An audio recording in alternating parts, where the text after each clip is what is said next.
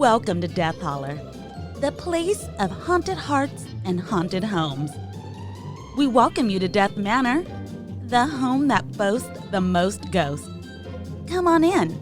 We've been expecting you. Take a look around. You might see someone that you recognize. Do you hear those voices? That's just the Reverend Dr. Death and Llareyna. They're so happy to see you. Sit back and relax. Make yourself at home. Your new home. And remember, when you're in Death Holler, listener discretion is always advised. We hope you enjoy the show.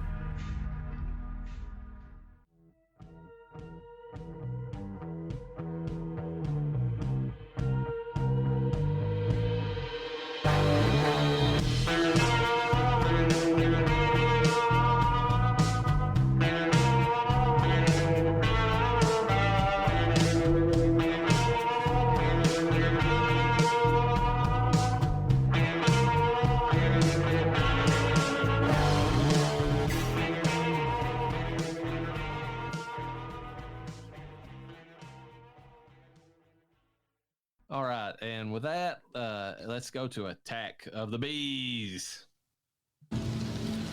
What is that? What is that? What is it? Oh, no, not the bees! Not the bees! Ah! Open up my eyes! God, I love that every time. Every time. This movie, I'm just gonna go through this quick. This movie's bad. Ghost Killers versus Bloody Mary. There's a theme to this. I try to make themes to these episodes, people. 2018 film, directed by Fabrizio Bittar. Probably butchered that, but I don't care at this point. Principal players, I'm gonna butcher all these names. Danilo Gentili. Wait, what's this movie called? Ghost Killers versus Bloody Mary. Oh my God. Let me throw this out there, folks. Every movie about Bloody Mary sucks. Every movie. Like, there's none of them that's rated, that's got a good rating. There's Urban Legends Bloody Mary. It's probably like got one of the worst ratings of any of the movies out there, which is surprising because most of them are indie films. I chose one that was a horror/comedy, and it's got neither. So we'll throw that out there first. It's not a comedy nor a horror film. Danilo Gentili, who plays Jack, who's the tech guy. We've got Murillo Couto, who plays Tulio, the producer put upon asshole. We have Leo Lenz, who plays Fred, who's fame-hungry Zach Bagans wannabe. We always got to throw Zach Bagans in there because that guy's a douche in real life, people. If you haven't met him, that's the reason I keep throwing him under the bus. I can't stand him. Met him at a convention one time that we mentioned, like Scarefest. He was big time in people. Had his sunglasses on. He claimed it was because and I'm going to throw this out there in his defense, playing devil's advocate. He claims he had food poisoning, and that's the reason that he kept like avoiding his table, and he kept like wearing these sunglasses all the time, even when it was nighttime outside. I think he was just trying to be a diva, but that's just me. Danny Calabresa, who plays Caroline, she's a psychic with big boobs, and that's all you need to know about her because that's all the movie cares about her. And Petra Quintella, who plays Katerina, which is the young female ghost in the movie. So, from IMDb, this is their synopsis of the movie. 4 YouTubers with expertise in supernatural events are seeking recognition from the audience whilst solving the urban legend of the bathroom blonde case, the spirit that haunts the school's bathroom in Brazil. Now, my synopsis of this movie. 4 losers who saw themselves after ghost adventures are living with a producer's uncle behind his butcher shop and are being threatened with eviction if they don't pay when a job opens up at the local school. The recent death of a student has shut down the school, and the unscrupulous principal is hoping that inept glory hogs will broadcast that they have eradicated the ghost haunting the bathroom. They fake their shows in order to get the school back up and running because he's losing money, folks. That's all he cares about. Ghost facers. Ghost facers. What happens is they quickly find out that the haunting is real, and they are completely unprepared to deal with it. There's lots of gore, some head explosions, and cannibalism ensues. That sounds way more interesting than what I watched. What I just described to you is actually more interesting than the film. Let me describe to you something that's in the movie, and you can decide for yourself. Now, we mentioned whenever Noah was on here, the trauma film poltergeist. we discussed the fact there was a guy who literally shit out some kind of, or like the whole bathroom full of just diarrhea. This movie has a possessed turd in it, folks. I'm not even kidding. And that goes into my pet peeve about this movie, the biggest one. If you're going to make a horror movie, make consistent rules about how the ghost operates or the villain or whatever in the movie. I don't care what else you do with it, but have consistent rules. Because it seems at one point in this movie, the ghost can only possess females. Okay, that's a rule. That's fine if that's what you want to establish. I'll live in that reality. Then she changes and she possesses the principal at one point. I'm spoiling this movie because you don't need to watch it. He watched it so you don't have to, folks. Exactly. So, and by the way, I did watch this while looking at my phone because it was that bad. I had to have some distraction. I got to throw that out there. You had to keep yourself awake. So she possesses the principal. Okay, she can possess men. So why does she not possess like the tech guy and some of the others in the movie? No reason. There's absolutely no reason given. If you can possess literally anybody in the movie, then the main characters shouldn't matter. Just because they're the main characters, they should also get possessed. Hell, Ash got possessed at the end of Evil Dead. Spoilers for that if you've not seen it, but you should have watched it by now. Yeah, what the fuck is your problem? But so the guys in the movie, the main, the ghost killer as they were, which by the way, their vehicle, this lame little Jeep, has like a shitty Ghostbusters like emblem on it, and it looked, and somebody even makes a comment about it in the movie, so it's got that going for it. But if she can possess anybody, why does she not possess the tech guy, the fame glory guy, and even the put upon guy that I was talking about, who is the butcher's nephew, who basically just runs around with these people because they act like they're his friend and they're really not. They're just using him because he has a place to live at. They've literally got him dressed up as a woman at this part in the movie where he's getting attacked. If you were going to bend the rules whatsoever that she cannot possess women, or that she can only possess women, she could have possessed him on a technicality at that point because he's dressed up as a female, but he doesn't get possessed either. It's only literally the principal, all the females, and as soon as they get possessed, their heads explode, including the lady with the big boobs, which dies early in the movie and pissed me off. I'm gonna throw it out there. If you're gonna have a big boob female in the movie, you might as well keep her through most of it. Especially if you're gonna lose people's attention halfway through, at least boobs.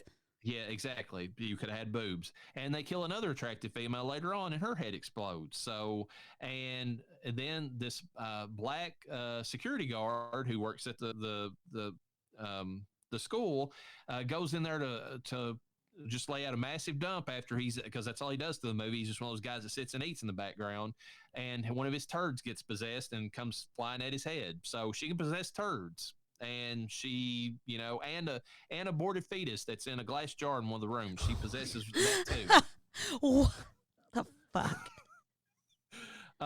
So here's my suggestion to any wannabe filmmakers out there: establish rules for what Mike Flanagan does this with expertise in spades. Establish rules for what's going on in your made-up reality, and the audience, even though they have to accept this new reality that's different from their own, they will live in it peacefully as long as you stay to those rules. Don't deter from them.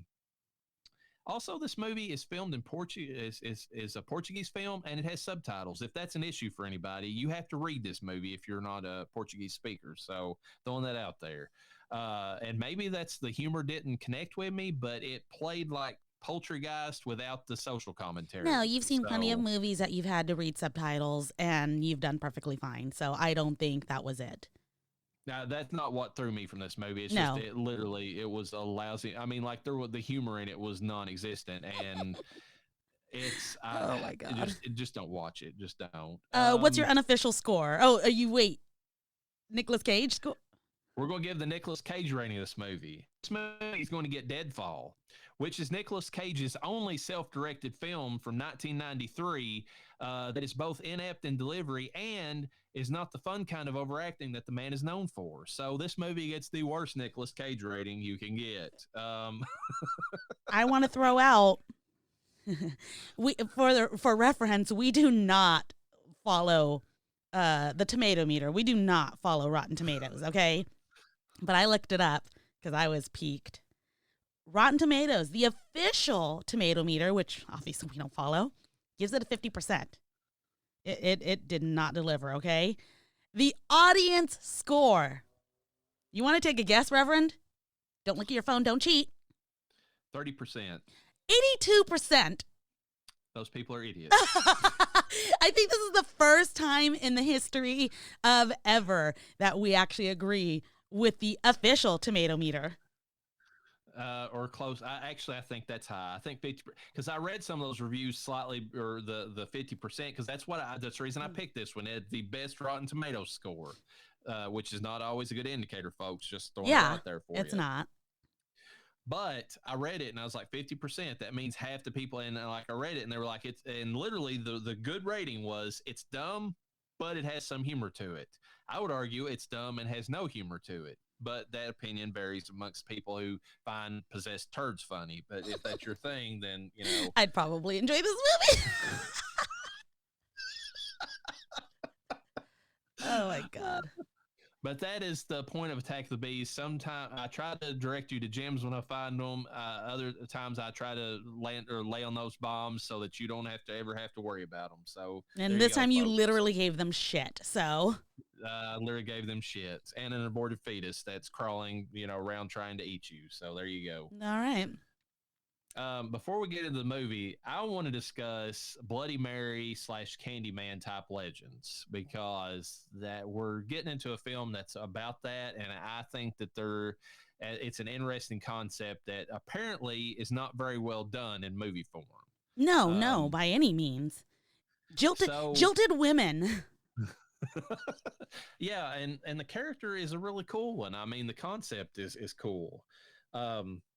Bloody Mary, according to the sources out there, could be one of several historical figures. It could be actually any. If you go by the supernatural episode, which we're going to discuss, it could be anybody named Mary who just happened to be in a tragic situation. But the ones that a lot of people refer to is Mary the First, Queen of England, and daughter of Henry VIII. She burned around 300 Protestants at the stake when she took over as the Roman Catholic queen. Now, she gets thrown under the bus slightly if you read some historians, because her sister came back after the fact, and her sister's viewed as like a better person than her. And when she became queen, but she put Catholics to the stake and burned them. So it's, tomato, tomato. They're, one and the Christians burning same. each other up. Yeah. But she's actually known by the name Bloody Mary because she just killed so many people. And it was one of those situations where she technically gave them a chance to change. She said, if you convert, I won't put you to death. And of course they were all like, no, we don't like the Roman Catholic Church. She's like, all right, well then you're dead. That's the kind of situation. You're dead to me. You're dead to the world now. There's Elizabeth Bathory, who's also considered Bloody Mary. Oh, yeah. Because she's the Hungarian noblewoman and serial killer that bathed in the blood of virgins. Allegedly. Allegedly. She could have been a vampire, allegedly. That's the going myth about her. And then there's Mary Worth, it's a conflicting tale, because Mary Worth is either a woman who was accused of witchcraft and burned at the stake in Salem, or she was a woman who put slaves to death that tried to escape the South during the Civil War, Underground Railroad system. So, but Mary Worth is the third person that's considered Bloody Mary, especially in American lore. Now, every Bloody Mary tale, and Candyman kind of changes this slightly, but they all deal with the rule of 3. You have to say the name of the spirit multiple times to get it to be summoned. Candyman does 5. Bloody Mary does 3. I probably said it enough times. She's probably going to come out of something, including my phone, to kill me right now. But there's also Beetlejuice, because he operates on the rule of 3. Oh, my God. Just throwing that out there. So what's your thoughts of that on the rule of 3? Do you think that's like some kind of like callback to like the Holy Trinity, Unholy Trinity, like 3's a magical number type thing? What do you think that is, Llareyna, as far as like why 3 is like the number? Well, something about the number 3, and it's funny because had I actually put some thought into that, I probably would have pulled up the numerology on it whatsoever. But yes, 3 seems to be this jilted number of, yes, the Holy Trinity, and anything like for instance, we have the 666, and that's supposed to be a mocking of the Holy Trinity, et cetera, et cetera. You know, I think if we knew the origin of the first, you know, maybe it was Lucifer, you know, what was the first, you know, rule of three? Because somebody took that and ran with it, and then it just kept going and going and going, honestly. I don't think there's really any substance to it whatsoever. But that seems to be, you know, it's one of those things when you're discussing, just like when you're discussing these people like Mary, you know, Queen of England, and then when you're talking about Elizabeth Bathory, I had listened to a few podcasts about these particular women, and just much like the Salem witch trials, a lot of this stuff was indeed alleged, not documented. They were accusations that stuck.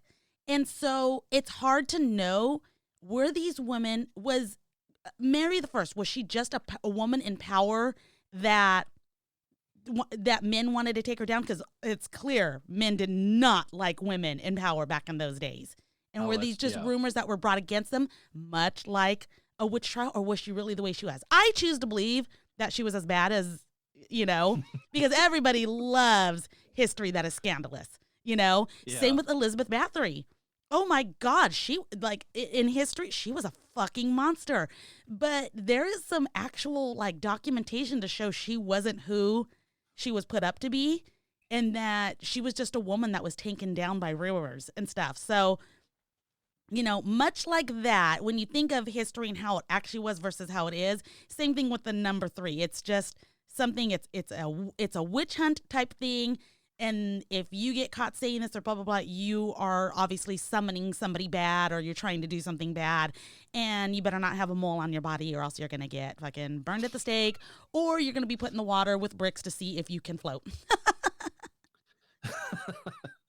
I think it's interesting too in geometry. Like 3 is like is one of the stronger numbers, because you look at, like, you know, a triangle. It's like one of the, the Egyptians even based like their design off a triangle. I mean, it's a solid like design. It's a solid symbol. It's stronger than, like, even, a square doesn't offer much more as far as stability than like a triangle. So I think that's kind of interesting that 3 kind of works that way as well. But it's kind of weird that rule 3 is associated with all these or those type situations. Yeah, I mean, I don't see that going away anytime soon either.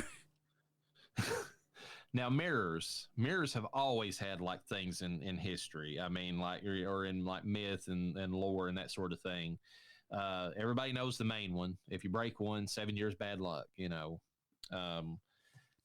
They were covered during Victorian times whenever a funeral was held in a home, or just to prevent the soul, because a lot of times they had the funerals in house, or at least had the viewings, and they didn't want the spirit of the person, to become trapped in the household by seeing their own reflection and not knowing they're being able to find their way onto the other side, which is interesting. Were you aware of that, Llareyna? Have you heard of that? Oh, yeah, 100%. We fully believe in that. Now, I'm not going to say that my family, we've ever covered up mirrors. Funerals are held at funeral homes. There's not mirrors there. Let's be honest. Nobody wants to see themselves crying or grieving, or anything like that. And if there happened to be a mirror, we're not going to sit there like fucking covering them up. But yes, it is something that in my family we do believe. Mirrors you definitely don't want to break one, but it's more or less if you break one, mirrors can be protective, meaning they keep the bad on the other side of it. But if you break that mirror, you risk the chance of that spirit being able to come through. So that's why you don't want to break the mirror. That could be related to that 7 years of bad luck. Again, all just speculation. There's no, as far as I know, there's no, truth behind this. Superstitions, it's just stuff that we believe in. There's more lore to even to that stuff. The Victorian lore, you actually had to keep the mirror covered up until the body was in the grave. Like that's how like superstitious they were about mirrors and the dead in those times.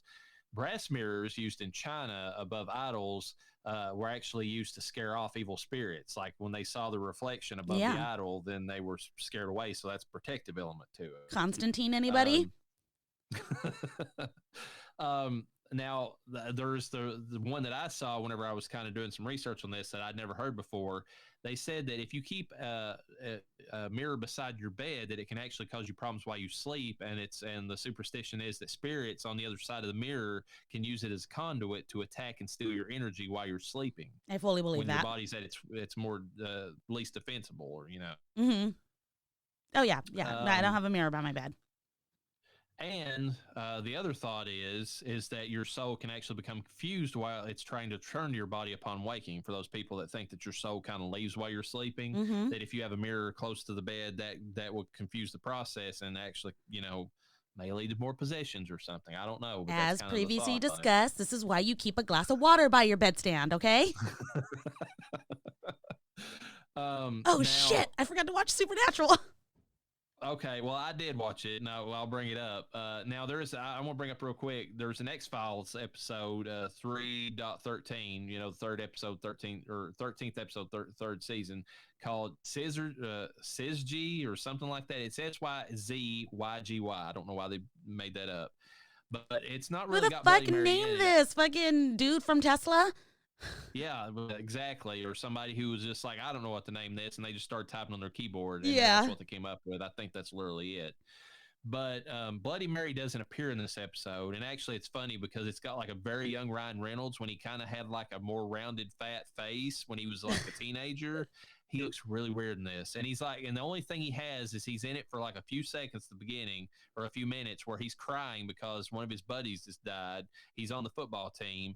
And then the next thing you see is that he's hanging from the edge of a cliff or whatever, like he's killed himself. But it turns out there's two girls in the town who are making everybody think that there's a devil worshippers in the area, but they're actually telepathics themselves, and they're causing all the mischief.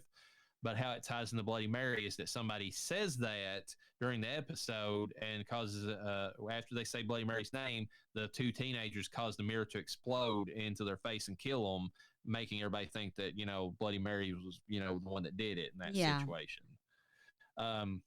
Supernatural, the first season, 5th episode, actually does have Bloody Mary in it. Yeah, that's the name of the episode, isn't it? It is, yeah. It's the exact name of the episode. And in that one, it's a very young Sam and Dean. Oh, my God. Sam with his flipped-up hairstyle. Yep, and Dean has not got the Dean voice yet, for those people that know what I'm talking about. It's there a little bit. He doesn't sound like Batman. Yeah, it's not the Batman voice. It sounds like a little kid almost doing the Batman voice at this point. And it's interesting because, like, even the look of the show is different than what you remember later on, because like the color palette's more washed out. Yes. It's darker, like the scenes are not lit as well, which is a good thing for a horror show. Kripke was still in charge at this point. I mean, it's, beginning of the show. And it's just interesting because the way they have to defeat Bloody Mary in that one is that they find out that she was like tragically, I think she was like, in a situation where she died in front of her mirror. Mm-hmm. She was murdered in front of her mirror. She was murdered in front of it, and she started to spell out the name of the person who did that to her, Trevor. Because her body was cremated, of course, they can't do the salt and burn like they do on the show. Oh, yeah, I remember that. So they have to get track down the original mirror, which happened to have been sold at a recent auction in the town where the all the Bloody Mary sightings or problems have been spotting up. And for those folks who don't know, the people in the town, when they start saying the actual Bloody Mary stuff, she appears to those who have like guilty consciousness in this episode, not the person who says Bloody Mary, unless they specifically have like a guilty thing that they're that they're worried about. But if she's in the household with somebody who is, whenever her name's uttered, she appears to them and their eyes basically melt out of their head in like this big bloody mess. Yeah. And they hemorrhage to death on the inside. Hence the name Bloody Mary, And the only way and Sam in this episode happens to be the one who's got the guilty conscience because he feels that he is to blame for his girlfriend's death at the beginning of the very first episode. and he summons Bloody Mary in the mirror where they've got her at the pawn shop, and their idea is to trap her inside or get her inside the mirror finally where she originated at, and then break that one. But when they finally do that, she actually crawls out of the mirror after them and kind of looks like the girl from The Ring at this point. Yeah. She's all like twitchy and all that stuff. And I'm trying to remember how they actually defeat her at this. Dean holds up another mirror, shows her herself, and she actually does her own like damage to herself at that point, kind of like Medusa. Oh, yeah. Her reflection says you're guilty, you're blamed for whatever she did, and she kills herself basically. And when she explodes into like a big bunch of fragments of glass, which is awesome because you would imagine somebody who comes from a mirror would do that. Season 1 of Supernatural was a gem that really a lot of people need to experience. It really is. It got me into the show, and I think I started on the Wendigo episode, and that's probably one of the worst ones in that first season. I liked the Wendigo episode just because of the lore of what I have heard and everything. So I don't know. That's just me. But, well, it's good lore. It's just I think that episode was one of their weaker ones. So, like, I went back and watched the very first episode, and that Woman in White episode, oh, my God, it's so good. Like, Woman in White was good. And then I think I can't remember where it goes in the second episode, but it's another like big famous one that they do after that, and it just goes on. And I think it might have been the one about the girl whose ghost was trapped in the doll or something was one of the second or third one, and they had to and they figured that out. But that was a really good episode. Yeah, a lot of ghosts early on. A lot of ghosts, and you know what? I remember watching the first episode and I'm like, this show is scary. Like, not scary, like I can't do this, but I was like, like, I don't know about this shit, man. But I just kept watching. My friend was like, it's not scary. And I'm like, whatever. But it's funny because that show had such power creep because the first season they're like fighting ghosts and like or and like cryptids, and that's like their big thing that they can hardly take down. And then like their last season they're taking on God. Oh yeah. Spoiler alert, everyone. But anyways, it's a good episode. If you can track down the original DVDs or Blu-rays, I highly suggest that because I watched this on Netflix, and I remember watching this show when it first came on, and like the music is so bad in the Netflix version because they couldn't get the rights to the same music, and it doesn't have the same feel to it. I mean, not at all. It's like watching Seinfeld.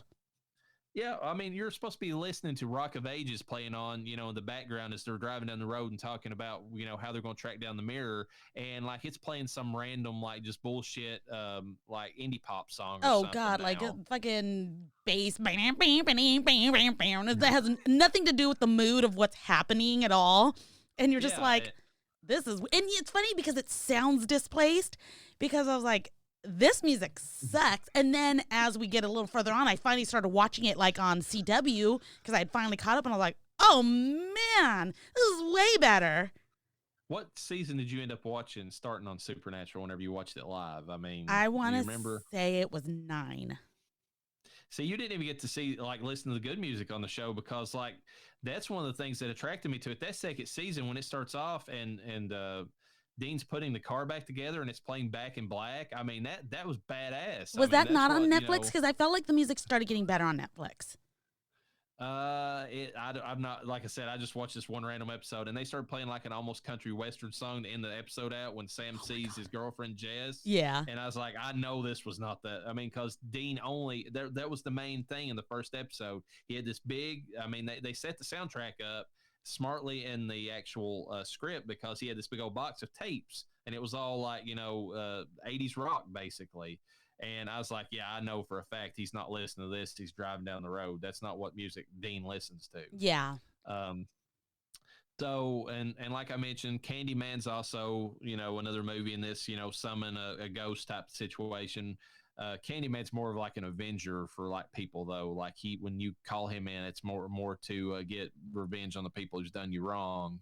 And then of course our favorite ghost for the most, who will be making an appearance very shortly on this podcast, is Beetlejuice, Beetlegeist.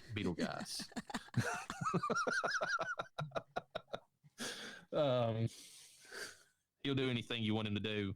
Oh God. Oh man. But on to the movie discussion to round this out. Oculus, the 2013 film, directed by Mike Flanagan. I want to say this is his let's see. I'm trying to think of his movie filmography. This is his second movie, maybe. Let's see. Absentia was his first. I want to say this was his second because Hush is after this. So this is pretty early on, which is surprising because it's a really good movie for somebody that's as inexperienced as he was probably at that time. Principal players, we have Karen Gillan, who plays Kaylee. She's the main protagonist trying to get revenge against the mirror. Everybody who knows Karen Gillan knows her from two things, maybe three. You know her from Doctor Who, if you're a big Doctor Who fan. Shout out to Avi out there. 11th Doctor's companion, Amy Pond. She was like she is the companion who got me into Doctor Who. Her and Matt Smith, or what got me into the show, like their dynamic was to me better than Rose and David Tennant. I know that's heresy out there to some Doctor Who fans, but I really did like Amy Pond and the 11th Doctor's dynamic. She's also known for her character in Marvel's Guardians of the Galaxy. Nebula is the character she plays in that, Gamora's sister. And some people may know her from Jumanji. Those new Jumanji movies are actually pretty good, in my opinion. The Welcome to the Jungle and Next Level are the two that she was in, playing that character, which is funny because like she's a video game or character of a young or like a teenage girl or something in those movies. It's kind of and then like the character changes personalities in the second one because another character gets access to her. It's weird. Yeah. Almost like oh my God, that new movie that Ryan Reynolds is in, Fun Guy or Free Guy, kind of similar in there. Yeah, a little bit like that. It's kind of got that video game vibe to it. It's really good though. I mean, surprisingly. And then she's in a movie called Outcast, which is kind of a horror based movie for those who's looking for that. We have Brenton Thwaites, who plays Tim Russell, who is the brother who's been in a mental institution since the events of the siblings' childhood, and maybe the antagonist. We'll get to that. He's currently in Titans. He's playing Robin in that. If you've got that on HBO Max, used to be the DC network. He's the Robin that said "fuck Batman" in one of the promotional things. That's kind of he's the pissed off Robin. He plays in Pirates of the Caribbean, Dead Men Tell No Tales. He was in Maleficent. He was in the movie The Giver, Ghost of War, which is a 2020 supernatural war film, and in the movie The Awakening back in 1980 of all things. He was a young kid back in that, which is a horror film. We have Katie Sackhoff playing Marie Russell, who is the mother and the one who realizes the mirror is supernatural, and also goes batshit crazy. I don't know that she does. Well, we'll discuss that. Yeah. She is in The Mandalorian right now. She plays one of she plays one of the characters in that. She was in Longmire for those who watch that show. A lot of people's going to know her from Battlestar Galactica, the newest one that came out. That's what I say new. It's been a while now, but still, she was in that one. She was in the Riddick movies. She was in Halloween Resurrection. She was in The Haunting in Connecticut 2, Don't Knock Twice, White Noise 2, Batman The Long Halloween with Jensen Ackles, who we've just been talking about. She was in Batman Year One, and she was also a voice actor in Night of the Animated Dead. Okay. Big time. Oh, that was pretty good. Yeah. She's a big time geek like fixture. I mean, a lot of geeks say, geek films. When you see Katie Sackhoff, you're like, okay, she's in this. We've got Rory Cochrane, who plays Alan Russell, who is the father and possessed by the mirror in the movie. He was in Dazed and Confused as one of the teenagers in that with Matthew McConaughey's All Right. Oh, God. Empire Records. He's in the new movie Antlers that came out last year. I'm still meaning to see that one. That's about a Wendigo since we're talking about that. Looks really good too. He was in A Scanner Darkly with our favorite Keanu. Oh my God, that movie was so weird. Black Mass with Johnny Depp. Okay. And we have Kate Siegel, who is Marisol. Marisol. Yep, she's the evil spirit and demon in the mirror. She is in everything Mike Flanagan makes for obvious reasons. Yes, no need to go through all those titles. She's in all of them. Every single one except his first film that you had mentioned. Hush. You need to watch Hush. That is a good movie with her in it. I really want to throw two things out there for her, though. She is in the fall of The House of Usher that's in production right now. I can't wait to see that, because that is that book or that story from Edgar Allan Poe, but done by Mike Flanagan in a House on a Haunted Hill format. So that's going to be amazing, because that story is actually really good. It's kind of creepy for one of Edgar Allan Poe's stories. And she was also one that I didn't realize she was in Ouija, Origin of Evil, because that's another Mike Flanagan film. Okay. And it's funny. It's funny because Ouija, the first movie, sucks. Like it's kind of bad. But the Origin of Evil movie, just like most Mike Flanagan things, is actually really good. Okay. I mean, it's for a prequel, especially to a shitty movie. It's actually a good film. We have Annalise Basso, who plays young Kaylee, and Garrett Ryan, who plays young Tim. Now, the synopsis officially is that years after a horrific family event that left them orphans, two siblings reunite to put an end to the antique mirror that seems to bring death to everyone who owns it. That's basically the gist of the movie. Now, I mean, as far as discussing it, we're not going to do anything like break down, scene by scene or anything, but you can kind of discuss what you thought was interesting about it and some of the things that are happening, because this is a movie that's definitely up, it's in the eye of the beholder, which is funny because Oculus literally means eye in Latin, or like a window to something. Oh God, and perfect name. I mean, I did not know that about Oculus. I have an Oculus VR, and I don't want to go near it now. No, I'm just kidding. What I would like to say about this film is that I like the lore they put into this film. They created a history for this mirror that probably that doesn't. lore. Yes, that lore is amazing. Yes. They create. I mean, it follows typical superstitions about mirrors, but it kind of has its own thing. And the amount, not even a ton. They have the actress go through. They have her go through the history of this mirror, and she's explaining it to her brother, who is fresh out of the fucking cuckoo's nest, okay? Which I was telling Noah watching this, that's fucked up. He literally spent an unnecessary amount of time in this place. 11 years, yeah. For doing something that I felt was necessary. We'll get into that. And then gets out, and his sister immediately goes to Cuckoo Town with him. And it's like, can we give it a moment? I know you're on, and granted, they didn't have a moment. The more you watch this film, you realize, no, this had to fucking happen. Like, the time is now, and we need to do something. And they set it up real well, too, because the mirror is literally getting ready to be sold to a new person, and they're trying to stop that new family from, having the same thing happen to them. Yeah. So, no, it makes sense, but at first I was like, what the fuck, dude? The back and forth reminds me of Haunting of Hill House. Wait, Haunting of Hill House? The Netflix one. I always mix them up. Yes. There's so many fucking hauntings. Yeah, the Haunting of Hill House, yeah. Yeah, so it reminds me of that. The ghosts are identical, which, I'm going to be honest with you, works for me. Because it feels like all these films could be connected, that all these films and shows and things like that. And obviously they are connected. Especially with him putting Midnight Mass in literally all of his movies. It's almost like they exist in the same universe. Exactly. They do. And it's just like, I like the consistency of it because it doesn't get boring, and it makes it like, these are what ghosts look like. Everything else is shit. No, I'm just kidding. But no. It's so consistent, and they're different films. They're not the same place. They're not the same characters. Some of them are the same actors or actresses. I get it, But I don't know. It fucking works for me.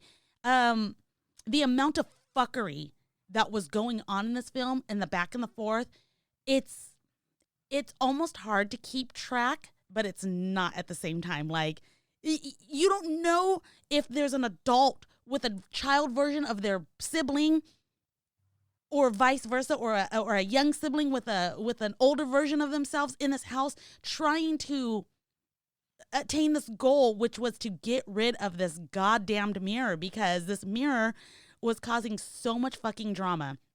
It was one big mind fuck.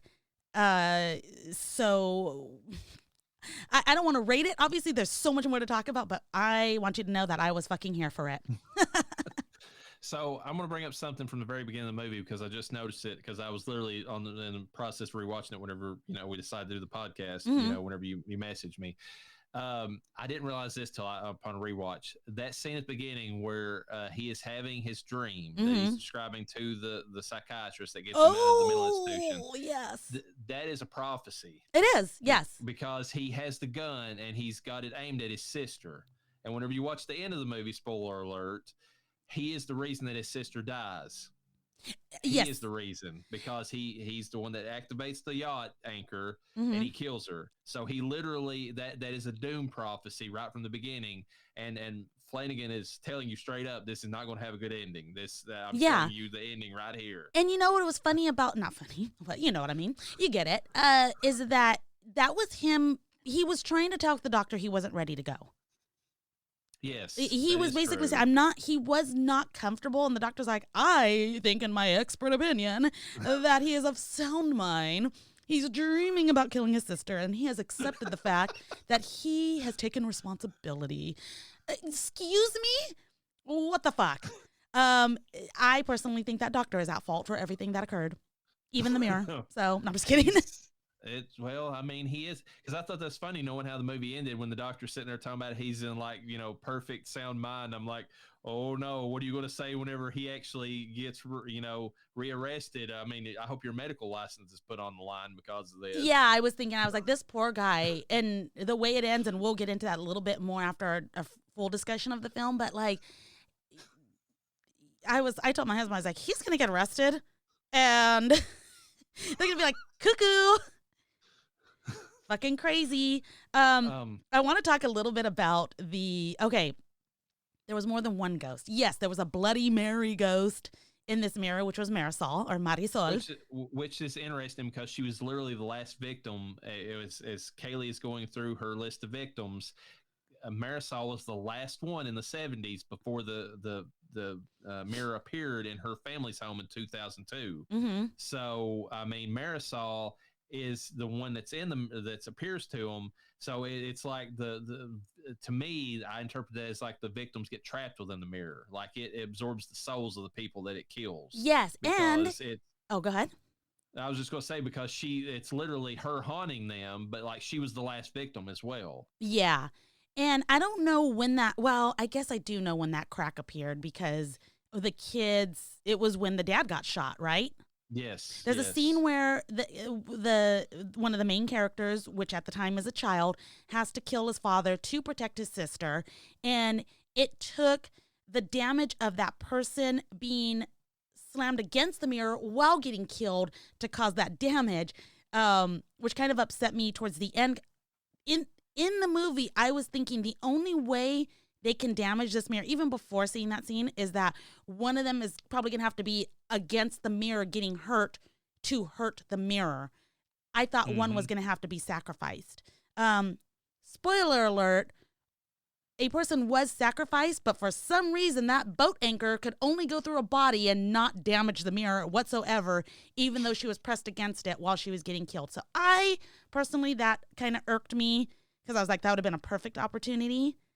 I was thinking, oh, cool, she had to die to damage this mirror. No, that's not what happened. But going back to the Bloody Mary, she wasn't the only ghost. She was more or less the whore of Babylon, if you will, that kind of seduced the dad. And it was funny. And it's Kate Segal, so yes, that's the easy seduce right hot there. Ghost. I mean, Marisol. And not only that, but and then she appeared normal in like one scene of the movie where it allegedly shows the dad having an affair. Which he is mentally, because he probably thinks what you see is really happening. Everyone sees something a little bit differently, but I like how the craziness of the mom thinking that her husband is cheating on her, because she's hearing and the kids are seeing things. So at all points, she finds that piece of paper with Marisol's name all over it. that will drive a woman crazy. And she will do the shit that mom did. Unfortunately, that mom had to see some shit too in that mirror. That mirror fucked with her. That mirror will fuck with you, by the way. It called her a fat cow. And it also made her C-section scar that she was so worried about at the beginning of the film. It made it more pronounced. Yeah. And like there was a whole scene where she was like ripping it apart or something. It's like, or it was getting ripped apart. It's that was fucked up. I was like, I felt that in my soul. Okay. I felt that in my scar, I should say. The one thing I want to throw out there first, I mean, chronologically speaking, because it gets, I mean, that's the part you were discussing earlier, is whenever Kaylee or Karen's going, character is kind of going over like how, she's, the brother's just out. She's got him in there. She's convinced him to come inside the house at least once. He sees like that flashback, of the where his mom was, the little attachment to the wall where his mom was attached by a dog leash to the, the bed, or near the bed. Which is not there. Like he snaps out of it, and that's the first hint that something's, like he's either remembering things or the mirror's fucking with him. Mm-hmm. But whenever they're sitting there and she's going over all that stuff, I just think it's so. I mean, the lore is there in that scene, but also how smart it is, because the one thing we discussed with Texas Chainsaw, the reason that movie sucks so bad, the new one, is because the people in it are all idiots. Like they have no even if fight or flights, the last thing you've got like on your brain, the human brain will be like, I've got to get out of this situation. I'm not just going to stand here and film somebody killing everybody else while some people might do that, but I mean, most people, like, it would the adrenaline kick in, you would be trying to run somewhere, one way or the other.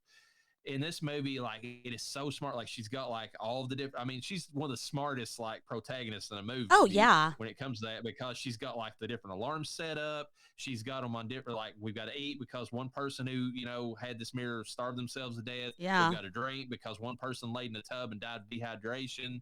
We've got to, I've got the alarm set on the kill switch.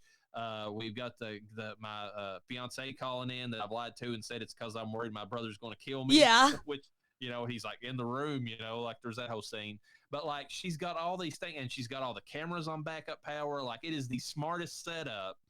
And then the movie skirts all of that. Because the Oculus part of it, you can't believe your own fucking eyes. Exactly. Like what you're seeing is not reality. It made it so realistic in terms of, well, how are we watching us moving these cameras where they are and having this conversation? I don't remember having this conversation. Are you sure it didn't happen? Because this mirror and the spirits, they fucking fuck with you. I'm going to throw this out here. I was, shockingly not bored throughout this film, but I wasn't liking the amount of action I was not getting.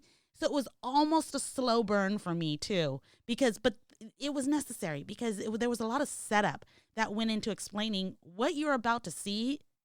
You don't know if you're about to see it correctly. Yeah, you've got unreliable narrators because they don't know what they're saying, so yes. You don't know what they're saying. And either. The hard part about it is that they realize it, and it's like, okay, well, what do we accept? What do we believe? I don't know. I just thought that it worked so well because nothing about it was super predictable in general. Like it was like, okay, they're doing this. Oh my God, they didn't do that, or whatnot. I also want to throw out much respect to Flanagan for not killing the dogs in the movie. We love you. He didn't officially kill them on screen. They disappeared. So they disappeared. And you don't know what happened because one kid saw the dog had parvo, got sick, and went to the vet and never came back. The other kid saw the dog throwing up on the floor and, well, no, that was the same kid that knew it had parvo. The other one saw the dog go into a room and disappear. Yeah, nothing gone. They don't know what happened. And then the other dog just got released. How dare Karen bring that dog in? Well, she didn't give it a name for a reason. She didn't want to get attached to it. He was so dark. Okay, and how you gonna get like a fucking not a mutt? You're gonna get like a purebred fucking. What the hell, dude? It's not some random dog off the street or anything. You could have got like a mutt. They're everywhere. Go to the hood. She She was all about using the best materials for the job because I mean, even like the water, she could have had like just random like bottled water, but no, she had to get like Aquafina, like she had to go branded on it. I mean, like she was, that, and she had like Mac computers to like film everything. Yeah, that's It's true. like, She had to have the best of the best, which was funny because speaking of the computers, she was like, we can't have electricity because it's going to get boggled. Bitch, what do you think those computers are? What do you think those cameras are? I did like how the phone camera kind of showed you what was reality. Yeah, that was the interesting thing because you couldn't trust your own eyes, but you could trust the technology. Yeah. Because the one scene where she may have killed her fiance when he walks inside. Spoiler alert, she did. Yeah, she did. But like the only way she could prove it was to look through her camera and use the camera lens to prove it. Yes, and then she gets rid of it.